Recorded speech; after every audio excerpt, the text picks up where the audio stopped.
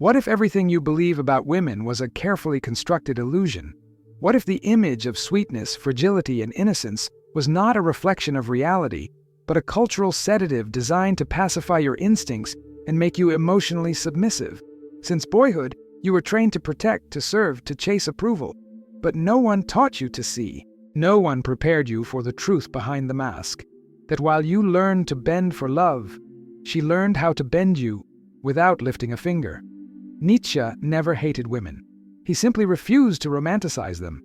In a world desperate to idealize the feminine, he dared to confront what others feared, that beneath gentleness, there is strategy. Behind affection, there is power. And this power isn't loud, it isn't physical, it is subtle, emotional, and absolutely devastating.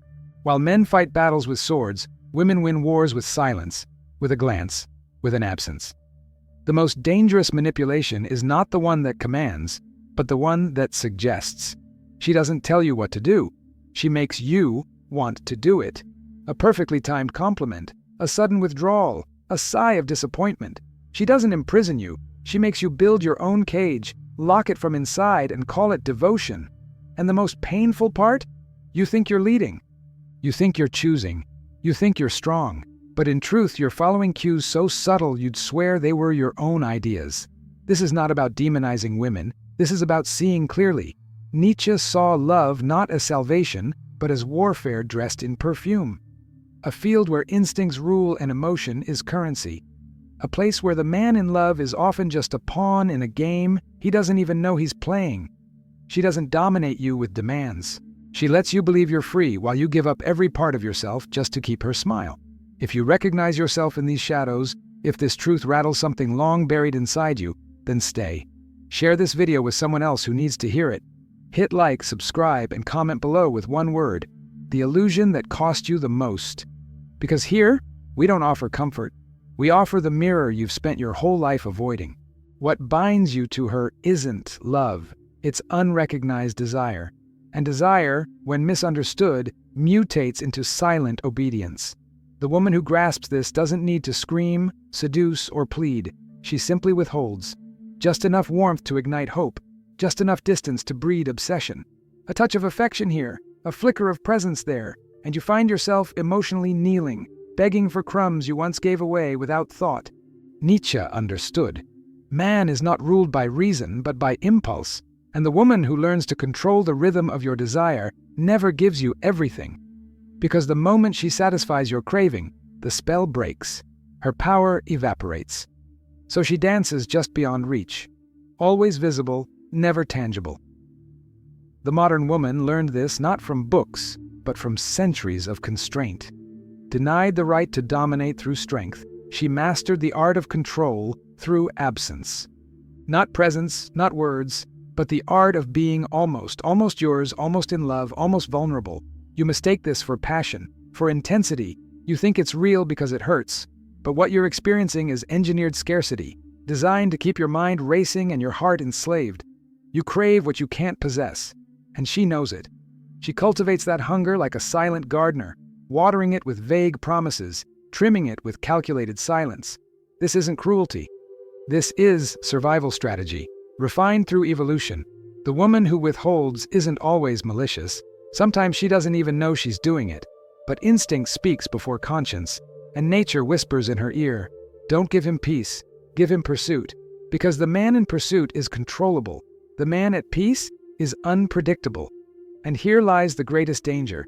Not that she manipulates, but that you pretend she doesn't. You choose blindness. You defend her games.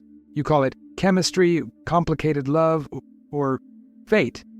But deep down, you feel it. The leash tightening around your mind. The freedom you traded for a fleeting touch. You don't chase her because she loves you. You chase her because she doesn't. And that's the most addictive illusion of all. They told you love was eternal. That true connection could weather any storm. That the right woman would complete you, heal you, and stand by you.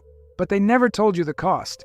They never warned you that the narrative of romantic salvation was designed to soften your defenses, not to empower your soul. You thought you were looking for a partner, but you were being trained to serve, to please, to submit. Nietzsche never swallowed the myth of eternal love. He dissected it, peeled away the sentimentality and exposed its raw machinery. Love, in its popular form, is not a virtue. It's a socially sanctioned obsession. And when a man builds his identity on the approval of a woman, he surrenders more than autonomy. He surrenders himself. You didn't fall for her. You fell for the fantasy she allowed you to build. You filled in the blanks with hope. You ignored the silences. You worshipped an image. And every time she offered just enough affection to keep your heart tethered, you called it proof. Every time she pulled away, you told yourself it was your fault. You worked harder, loved louder, and slowly, invisibly, she became your purpose. But she was never yours, because she was never real. The perfect woman doesn't exist. She is a mirror, reflecting back the version of yourself you wish were true. And while you chased that reflection, you emptied yourself. Gave and gave, expecting fulfillment in return. But how can a shadow fill your soul? You weren't in love. You were trapped in a loop, and she didn't need to trap you. You built the cage. She just closed the door. This is how emotional captivity works. It doesn't come with chains. It comes with dreams. And as long as you believe she is the one, you will excuse every withdrawal, every manipulation, every wound disguised as romance. Nietzsche would ask, is it really love if you have to lose yourself to keep it? Or is it something far more sinister, something designed to feed on your longing and leave you hollow? Until you destroy the illusion, you will remain its prisoner. And what you called devotion will keep stealing pieces of you, one silent disappointment at a time. While you were drowning in confusion, she already knew exactly what she was doing. You thought it was chemistry, destiny, maybe even love, but it was calculation, silent, subtle, surgical. Because the true battlefield isn't your heart, it's your mind. And the weapon isn't rage, it's fragility. Emotional manipulation doesn't show up with threats. It arrives with a tremble in the voice, a well-timed tear, a sigh that makes you question your own instincts. Nietzsche understood power, and he saw clearly that when physical force is denied to someone, another kind of strength evolves, one that's invisible and therefore far more lethal. Women were not allowed to dominate through overt means, so they mastered covert influence, not because they are evil, but because they are human, and humans adapt. She learned to control through emotional gravity, through absence and reward, through scripting herself as fragile and you as her savior. At first you felt chosen, needed, important. You thought your presence was healing her pain, but as time passed, the pain never went away. It only grew, and every time it did, so did your guilt. That's how she tethered you. Not with love, but with obligation. She didn't demand your soul. She made you offer it up, piece by piece, believing it was the right thing to do. You didn't see the shift, did you? When did I love you become you owe me? When did you start rearranging your life around her emotions, walking on eggshells, second-guessing every move just to avoid another emotional storm? She didn't say, fix me. She never had to. You made it your mission, because the silent message was clear. If she hurts, it's your fault. And so you gave more, smiled more, said less. And each time you tried to assert yourself, she collapsed a little more, until eventually there was only one version of peace, the one where you stopped existing for yourself and lived entirely for her. This is how emotional dependency is forged, not with cruelty, but with need, not with aggression, but with endless echoes of I'm not okay that become your life's soundtrack. And Nietzsche would say, what is love if it makes you smaller? The truth is, you were never meant to fix her. You were meant to see the trap. But the tragedy of men is this. We often confuse suffering with depth, pain with passion, and instability with intensity. Until one day, there's nothing left of us but exhaustion, and the realization that we were never loved, only used. She doesn't need to scream to control you. She doesn't need to seduce to bind you. All she needs is one thing, pain. But not hers, yours. And not the kind that bleeds, but the kind that doubts. She becomes a mirror of fragility, and you, believing yourself strong, feel obligated to carry what she never intended to let go of. This isn't love. This is a contract signed in guilt, and the more you give, the more broken she claims to be. You're not her partner, you're her emotional hostage. Nietzsche saw this long before modern psychology caught up. He recognized that some people, especially those denied conventional power, develop a taste for victimhood, not because they enjoy suffering, but because suffering demands attention. Pain becomes a performance, and the audience is always the man who believes his love can fix her. The cruel twist? She doesn't want to be fixed. Her identity is built around being broken. At first, she tells you her story. You listen. You empathize. You promise to be different. And just when you think your presence is healing her, she falls again. Harder, louder, more dramatic. Because what she wants isn't recovery. It's reinforcement. She needs your gaze, your reassurance, your rescue. And when you hesitate even for a second, she punishes you. Not with violence, but with silence. Not with anger, but with sorrow so thick it chokes your guilt into obedience. Slowly, you stop living. You just manage. You stop dreaming. You just maintain. You stop being you and start being what she needs you to be. The emotional crutch she leans on, blames and holds responsible for her unhappiness. And when you finally realize that no matter how much you give, she will never feel whole, you're already too depleted to fight back.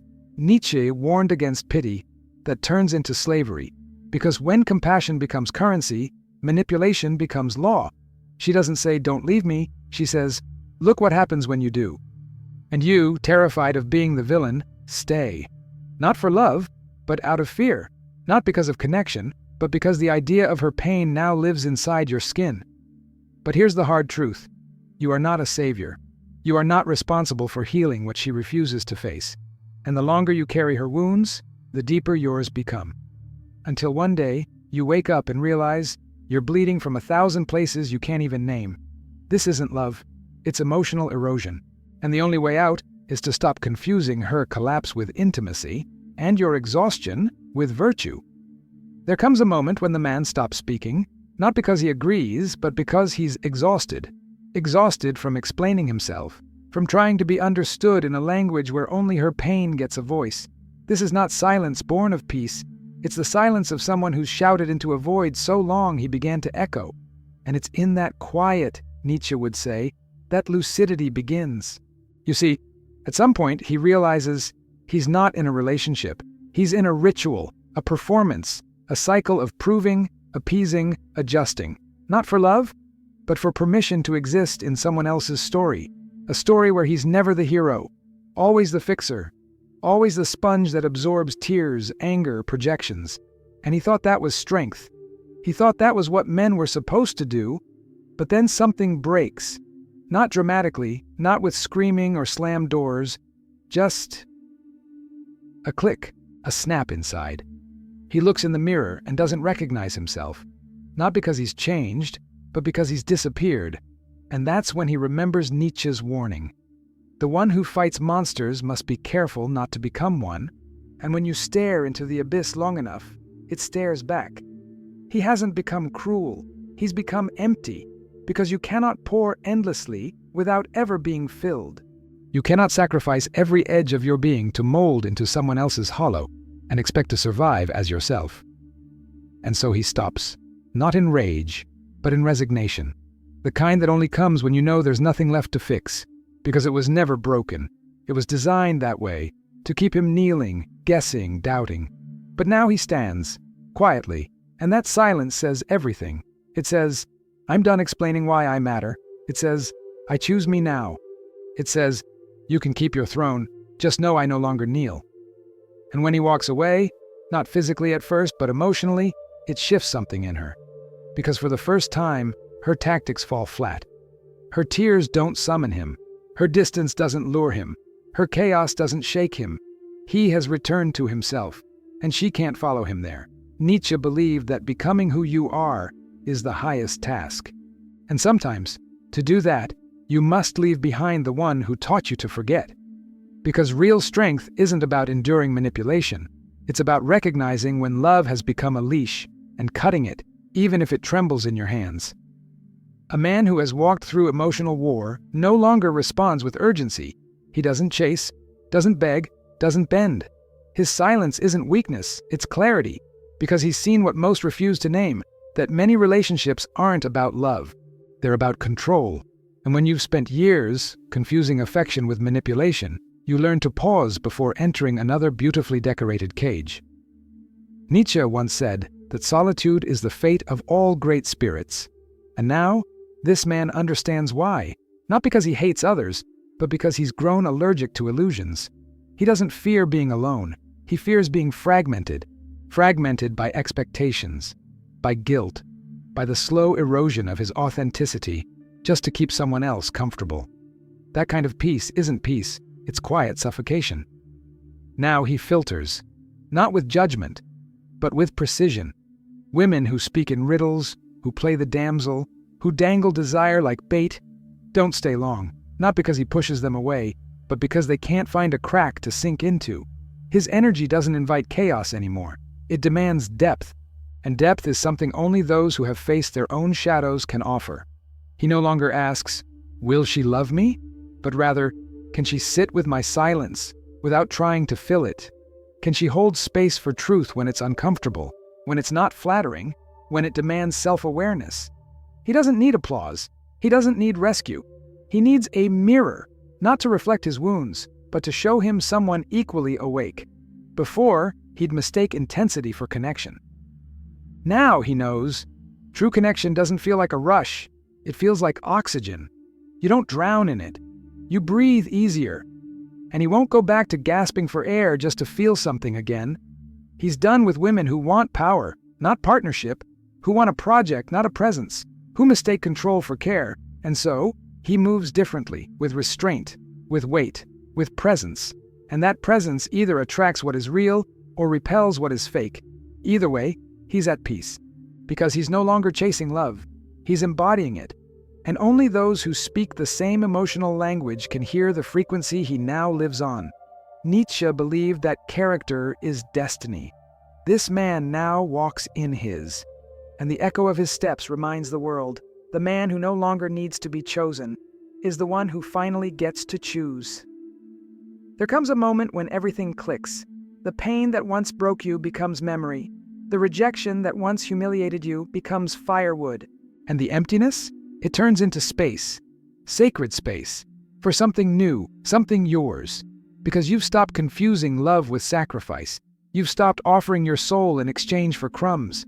You've stopped begging to be seen by eyes too blind to recognize truth. This is where the new man is born. Not from rage, not from revenge, but from quiet reconstruction. Brick by brick, breath by breath. No longer performing, no longer people-pleasing. No longer shrinking himself to fit inside someone else's dream. He now lives by a different compass. Not, how do I make her stay? But what version of myself am I refusing to abandon? Nietzsche understood this. Real power doesn't shout. It doesn't dominate. It simply is. It radiates from within like a calm flame that doesn't need wind to burn. And when a man finds that center, when he finally respects his own silence more than her validation, everything changes. He walks lighter, talks less, demands nothing. Because what he once sought outside, he now carries inside. And the irony? It's when he no longer needs to be loved that love, if real, finally arrives. Not as fantasy, not as escape, but as reflection. The woman who enters this man's life now does so not to complete him, but to walk beside him, because he no longer tolerates anything less than what is worthy of the man he has become. So if you felt this shift, if something in you has been awakening as you listened, don't let it fade when the video ends. Speak, stand, choose differently, and most of all, stay awake. This isn't just a story about women or Nietzsche or pain. It's a story about you, about who you are when no one's watching, about what kind of man you're finally ready to become. If these words found you at the right moment, don't keep them to yourself. Share this message with someone still lost in the fog. Leave a comment with a word that defines your rebirth. Like this video. Subscribe to this channel. Because here, we don't offer illusions, we offer mirrors. And if you're brave enough to keep looking into them, we'll be waiting for you in the next reflection.